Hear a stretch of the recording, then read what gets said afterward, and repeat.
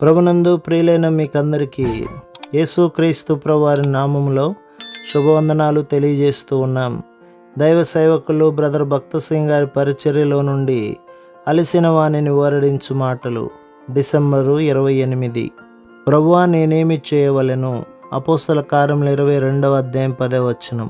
దేవుని చిత్తమును కనుగొనుటకు కొన్ని షరతులను పాటించవలెను. నీ చిత్తమును చేయుటకు నాకు బోధించుము అనున్నది మొదటి షరతు. దేవుడు నిన్ను ఎన్నడూ నిర్బంధించి బలవంతము చేయడు. ప్రతి మనిషికి సొంత ఇష్టము గలదు. మనము ఆయన దగ్గరకు వెళ్ళి ఆయనను నాకు బోధించుము అని అడిగిన ఎడల ఆయన చిత్తమును కనుగొనుటకు నేర్పించును. రెండవదిగా, మన సొంత చిత్తమునకు చనిపోవారముగా ఉండవలెను. నా చిత్తము కాదు కానీ నీ చిత్తమే. నా స్వంత ప్రణాళికలన్నింటినీ ఉల్లంఘించవలెనని ఇష్టపడుచున్నాను అని పదే పదే విశ్వాసముతో చెప్పవలెను. మనము దీనిని అలవాటుగా చెప్పుట కాదు కానీ హృదయపూర్వకముగా ప్రతిదినము చెప్పవలెను. మూడవదిగా, సంతోషముగా దేవునికి విధేయతను చూపించుట. ఓ దేవా, నీవు ఏమి చెప్పినను అర్ధ హృదయముతో కాక సంతోషముగా చేయుదును.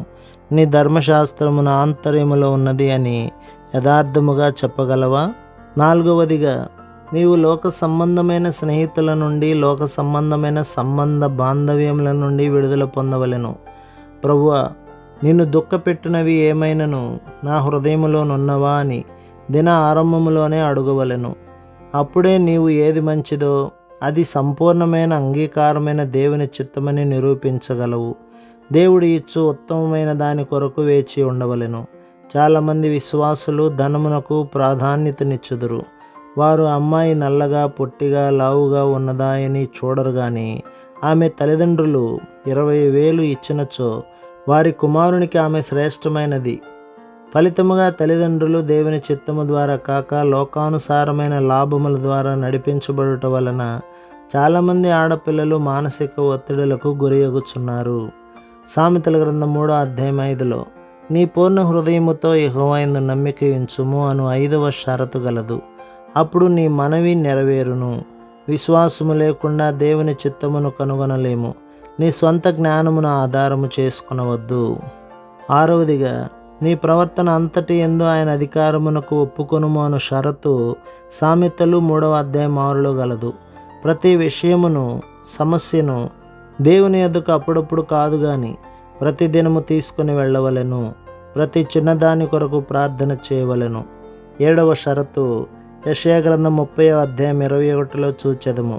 ఇదే త్రోవ దీనిలో నడువుడి. ప్రభు ఇచ్చు సమయోచితమైన హెచ్చరికను లక్ష్యపెట్టుము. నీవు తప్పు మార్గమును కోరుకొనినప్పుడు దేవుని స్వరము నీకు ఇట్లు వినబడును. జాగ్రత్తగా ఉండుము, ఆ మార్గమును వెళ్ళకుము. ఇదే త్రోవ దీనిలో నడువుము. చాలామంది విశ్వాసులు ఏలీ వలె ఆత్మీయమైన చెవిటితనము కలిగి ఉందరు.